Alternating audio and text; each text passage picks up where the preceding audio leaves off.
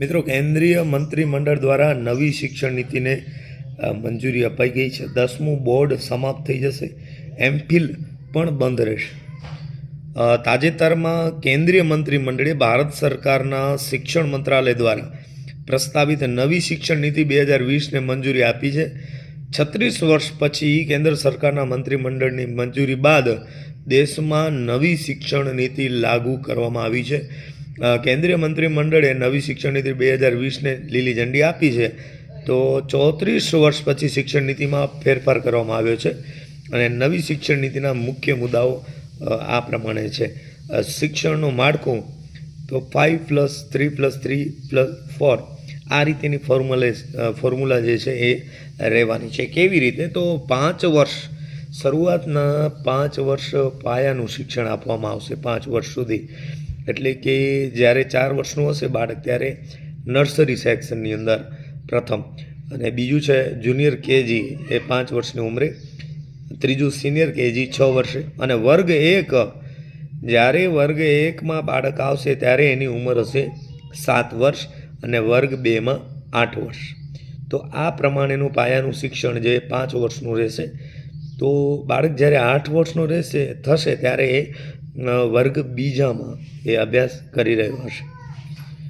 ખૂબ સારો એવો ડેવલપ કરવો હોય મેન્ટલી તો મનોવૈજ્ઞાનિક સાયકોલોજી અનુસાર બાળકની ઉંમર 4 વર્ષ નર્સરીમાં હોય અને 5 વર્ષ ને 6 વર્ષનો થાય ત્યારે જુનિયર અને સિનિયર કેજી, તો ગ્રહણ શક્તિ જે છે બાળકની બહુ સારી રહે છે અને શિક્ષણ દબાણ ન લાગે, ફોર્સપૂર્વક એ ભણી રહ્યો છે એવું ફીલ ન થાય ક્યારે, તો 5 કે 6 વર્ષનો હોય ત્યારે ખાસ કરીને। તો ખૂબ સારું આયોજન મારા મતે। ત્યારબાદ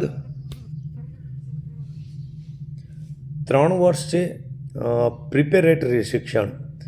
તો વર્ગ 3 9 વર્ષનો હશે બાળક ત્યારે, વર્ગ 4 10મા વર્ષમાં, વર્ગ 5 11મા વર્ષમાં।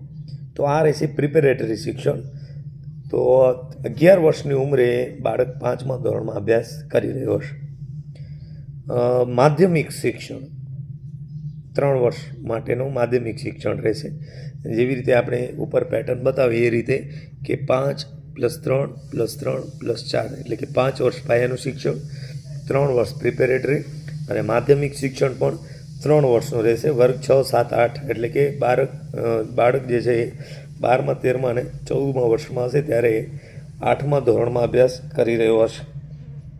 અને ત્યારબાદ ઉચ્ચતર માધ્યમિક શિક્ષણ જે છે ધોરણ 9 વર્ગ 9 ઉચ્ચતર માધ્યમિક શિક્ષણ, ત્યારે બાળકની ઉંમર 15 વર્ષની હશે। વર્ગ 10 એસએસસી 16 વર્ષની ઉંમરે, વર્ગ 11th FYJC 17 વર્ષ, ધોરણ 12 SYJC 18 વર્ષ। તો આ પ્રમાણે 4 વર્ષ ઉચ્ચતર માધ્યમિકના રહેશે। હવે આ સિવાય કેટલીક ખાસ સુવિધાઓ, કઈ રીતનો અભ્યાસક્રમ રહેશે, કઈ રીતેનું શિક્ષણ એ પ્રાપ્ત કરશે એના વિશેની માહિતી આપણે જોઈ લઈએ। તો ખાસ સુવિધાઓ કે હવે ફક્ત ધોરણ 12માં જ બોર્ડની પરીક્ષા હશે। એટલે કે આપણે જોયું કે 18 વર્ષનો થશે બાળક ત્યારે બોર્ડની એક્ઝામ આવશે। ત્યાં સુધી એ કોઈ પણ પ્રકારની બોર્ડ એક્ઝામ લેવામાં આવશે નહીં શરૂઆતથી લઈ, અને ધોરણ 12માં બોર્ડની એક્ઝામ લેવામાં આવશે। બીજું, ધોરણ 10માં બોર્ડ પરીક્ષા ફરજિયાત રહેશે નહીં, બરાબર? અહીંયા ફરજિયાત રહેશે નહીં એટલે મરજિયાત આપણને સમજવું પડે। એમફિલ ડિગ્રી જે છે નાબૂદ કરવામાં આવશે। કોલેજની ડિગ્રી 4 વર્ષનો રહેશે। હવે 5મા ધોરણ સુધીનો અભ્યાસ માતૃભાષા, સ્થાનિક ભાષા અને રાષ્ટ્રીય ભાષામાં થશે। તો મિત્રો, આપણે અહીં જોયું કે 5મા ધોરણ કે બાળક જ્યારે 11 વર્ષનો થશે ત્યાં સુધી માત્ર અને માત્ર માતૃભાષામાં અભ્યાસ કરશે। એટલે કે નર્સરીથી લઈને વર્ગ 5 સુધીનો જે સફર છે, 4 વર્ષથી લઈને 11 વર્ષ સુધીની સફર છે, એ માત્ર અને માત્ર માતૃભાષા અથવા તો સ્થાનિક અને રાષ્ટ્રીય ભાષામાં। અંગ્રેજી ફક્ત એક વિષય તરીકે શીખવવામાં આવશે।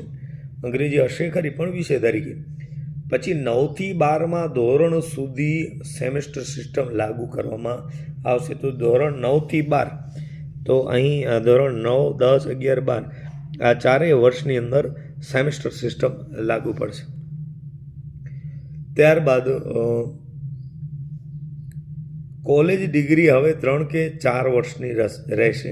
1 વર્ષ પછી પ્રમાણપત્ર, 2 વર્ષ પછી ડિપ્લોમા, 3 વર્ષ પછી ડિગ્રી અને 4 વર્ષની ડિગ્રી કરનારા વિદ્યાર્થીઓ 1 વર્ષમાં સીધા MA કરી શકશે. MA કરનારા વિદ્યાર્થીઓ હવે સીધા PhD કરી શકશે. જો કોઈ વિદ્યાર્થી કોર્સની વચ્ચે બીજો કોર્સ કરવા માંગે છે તો તેનો થોડો સમય વિરામ લઈ અને તે કરવાની મંજૂરી આપવામાં આવશે. 2035 સુધીમાં ઉચ્ચ શિક્ષણમાં પ્રવેશ દર વધારીને 50% કરવાનો અહીંયા લક્ષ્યાંક છે.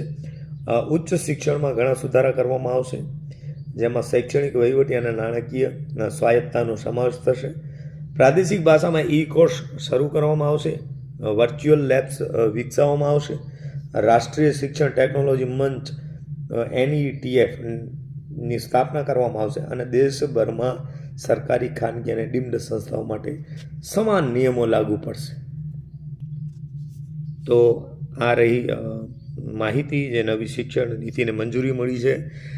ફરીથી આપણે જોઈ લઈએ તો માળખું 5, 3, 3, 4 આ ફોર્મ્યુલા રહેશે અને પાયાના શિક્ષણમાં નર્સરીથી કરીને ધોરણ 2 સુધી, પ્રિપેરેટરી શિક્ષણ 3 થી 5 એટલે 3, 4, 5, માધ્યમિક 6, 7, 8 અને પછી ઉચ્ચતર માધ્યમિક 9 થી 12. 12મા ધોરણમાં બોર્ડની પરીક્ષા હશે, 10મામાં ફરજિયાત હશે નહીં. તો આ માહિતી આપને ગમી હોય તો જરૂરથી લાઈક કરજો આ વિડીયોને. આવી નવી મળતી માહિતી હું આપને આપતો રહીશ. ધન્યવાદ.